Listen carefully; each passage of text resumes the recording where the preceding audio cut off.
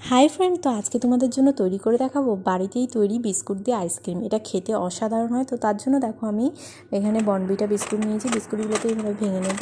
তারপর আমি একটা মিক্সিং জারের মধ্যে দিয়ে ভালোভাবে গুঁড়ো করে নেব। তো আমি এখানে গুঁড়ো করে নিয়েছি। এবার আমি এর মধ্যে অ্যাড করে দিলাম দুধ দিয়ে ভালোভাবে আমি সমস্ত কিছু ভালোভাবে মিক্স করে নেব।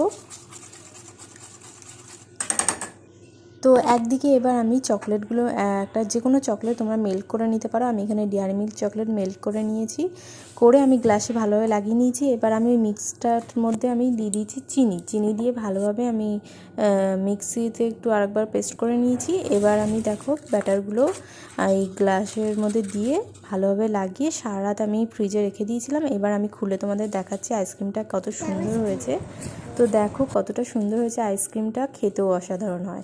এই গরমে এরকম আইসক্রিম তোমরা অবশ্যই তৈরি করে থাকো। তো কেমন লাগলো অবশ্যই লাইক কমেন্ট শেয়ার করে জানিও। টাটা।